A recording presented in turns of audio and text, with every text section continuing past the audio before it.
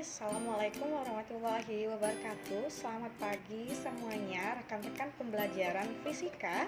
Dan kali ini kita berjumpa lagi dengan pembelajaran fisika, masih bersama dengan saya R.A. Samia Noviana. Dan kita pada hari ini akan membahas soal fisika tentunya ya.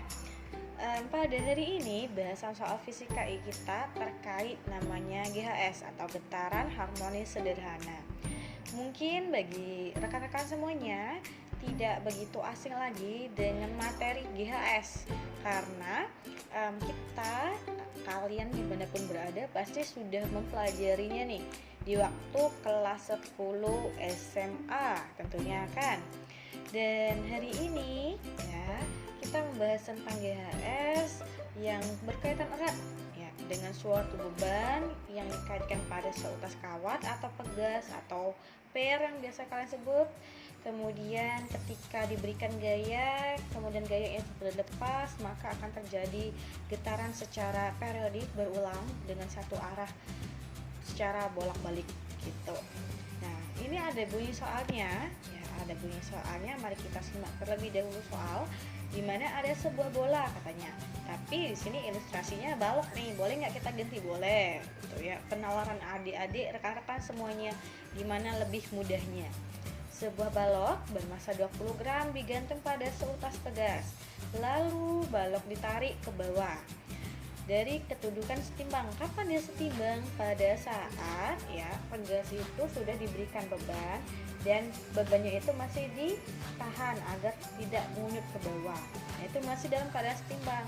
Ketika sudah diberikan gaya untuk melar ke bawah, itu bukan lagi kedudukan setimbang. Oke. Kemudian pegasnya dilepaskan. Oke, bebannya gaya pegasnya dilepasin. Nah, lepasin, ternyata saat melepas gitu kan, pegasnya itu membentuk getaran tunggal. Kenapa getaran tunggal? Karena dia bergerak naik turun secara periodik terus menerus. Nah, itu merupakan getaran yang tunggal dengan frekuensi katanya yang terbentuk sebesar 32 Hz. Jika bola tersebut diganti katanya atau balok itu diganti dengan balok bermasa lebih besar alias 80 gram, berapa frekuensi yang akan dihasilkan? Oke, kita ingetin lagi nih. Kita analisis terlebih dahulu data-datanya. Yang pertama kita miliki massa sebesar 20 gram. Ingat kalau massa selalu satuannya pakai kilo. Berarti kita konversi dulu. Kita konversi ke kilo jadi 0,02 kilo. Tadi ada frekuensi. Pada saat massa 20, kita memiliki frekuensi 32 Hz. Berarti itu F1, M1, F1. Terus ada massa kedua. Massa keduanya 80 kilo. 80 kilo. Soalnya saya ulangi 80 gram alias 0,08 kilo. Nah, yang menjadi pertanyaan adalah berapa frekuensi yang terjadi pada massa kedua alias frekuensi kedua apabila massanya sebesar 0,08 kilo. Mari ya, kita ingat lagi rumusan. Rumus apa nih? Rumus frekuensi pada getaran harmonis. Ingat kan kalau frekuensi pada getaran harmonis bernilai 1/2 pi akar dari K konstanta pegas dan M sebagai massa pegas. Nah, berhubung kita di sini ada dua keadaan, ada yang pertama dan ada yang kedua, berarti kita cari satu persatu dulu nih. Nah, untuk yang pertama ya, kita memerlukan nilai konstanta pegas. Kenapa?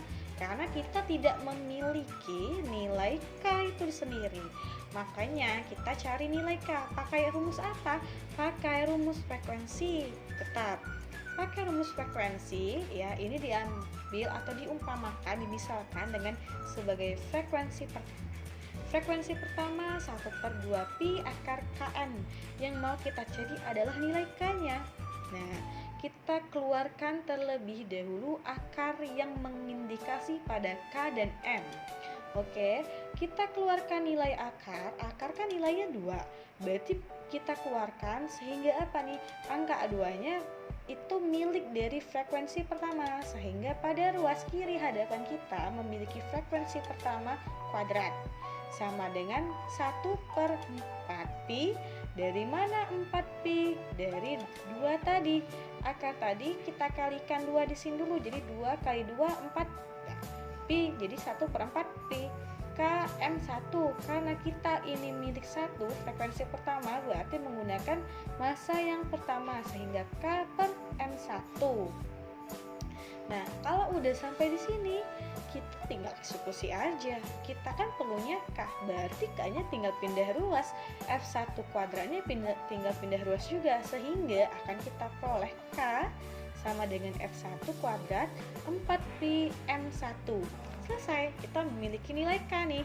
Baru kita mencari nilai frekuensi keduanya, Dek. Kakak-kakak semuanya. Oke, kita cari frekuensi kedua masih pakai rumus frekuensi getaran harmonis ya. Kita tinggal ganti tadi F1 jadi F2, M1 jadi M2. Oke, sampai sini tinggal masukkan huruf atau nilaian K tadi. Oke, kita keluarkan terlebih dahulu ya. Kita keluarkan nilai si akar ya. Nilai akarnya kita keluarin, and so far K-nya kita masukkan F1 kuadrat 4Pi M1 per M2 tentunya, bukan M1 lagi. Sehingga kita akan miliki, ketika di sini kita masih berupa akar ya, kita masih berupa akar, F1 2Pi-nya naik per 2Pi. Yang M1 dan M2 kita kelompokkan sejenisnya. Nah, di sini kita miliki F1 2Pi per 2Pi nih. 2Pi dengan 2Pi bisa kita eksekusi. Sehingga sisalah nanti F2 F1 akar dari M1 bagi M2. Oke, sisanya berarti tinggal masukkan angka. F1 tadi 32, M1-nya 0,02 bagi 0,08.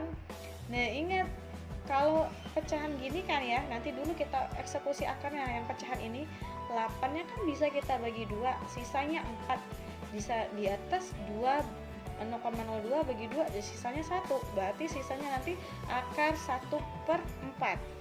Akar 1/4 berarti 3 akar 1/4 kita keluarin baru 1/4-nya dari akar, yaitu nilainya jadi 1/2.